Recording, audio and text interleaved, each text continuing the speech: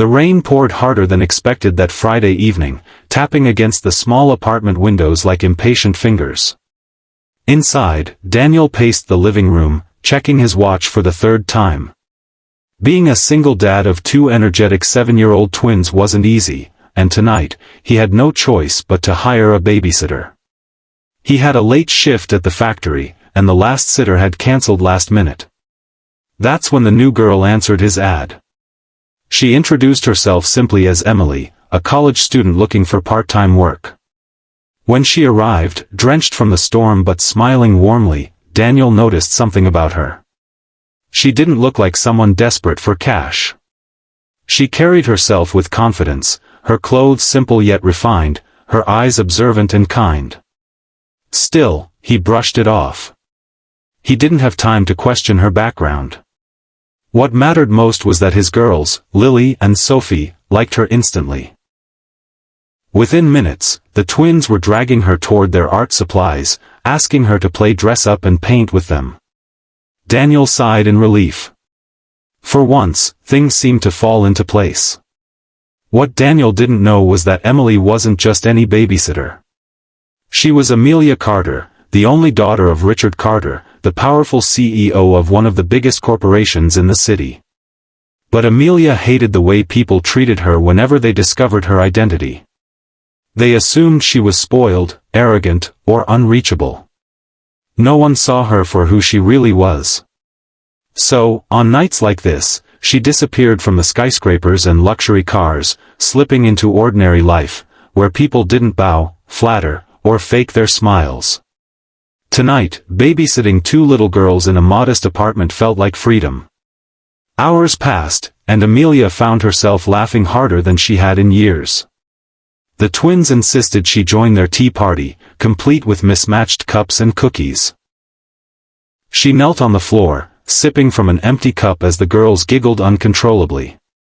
"Emily, you're the best babysitter ever," Sophie declared. For a moment, Amelia's chest tightened. She wasn't used to praise without an agenda. No one ever said things like that to her, at least, not sincerely. Later, as she tucked them into bed, Lily whispered, "Sometimes, we get lonely when Daddy works too much. But don't tell him, we know he tries really hard." That small confession hit Amelia deep. She had grown up surrounded by wealth but not warmth. Her father was always too busy, her mother absent. Looking into Lily's eyes, she saw her own childhood reflected back. When Daniel returned home near midnight, he braced himself for chaos. Instead, he found the apartment spotless, his daughters peacefully asleep, and Amelia sitting quietly at the table with a cup of tea. "You didn't have to clean," he said, surprised. She smiled. "They're wonderful girls.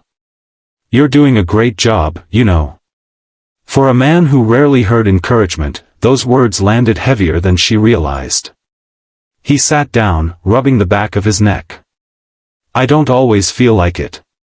Some days I think I'm failing them. But then I see them smile, and, well, I just keep going." Amelia studied him, admiration softening her gaze. Most men she knew measured success in money and status. Daniel measured his in love and sacrifice. The next morning, as Amelia slipped out, the twins clung to her legs. "Will you come back?" they begged. She hesitated. Returning meant risking her secret being exposed. But then she saw Daniel standing in the doorway, his tired but hopeful expression asking the same silent question. "Yes," she said firmly. "I'll be back." Weeks turned into months. Amelia babysat regularly, becoming part of their lives. She was there for birthday cupcakes, homework struggles, and bedtime stories. Slowly, the twins began to see her as family. And Daniel, he began to see her as more than just a sitter. She was gentle, dependable, and carried an air of wisdom beyond her years. Still, he never pried. He respected her privacy, and that respect made Amelia feel more seen than her wealthy friends ever had. One evening, the truth slipped out. Daniel's boss invited him to a company dinner. Reluctantly, Amelia agreed to accompany him for support. But when they walked into the glittering ballroom, all eyes turned. "Miss Carter," someone gasped. "The CEO's daughter?" Daniel froze. "Carter? As in?" Amelia's face flushed. "I was going to tell you," she whispered.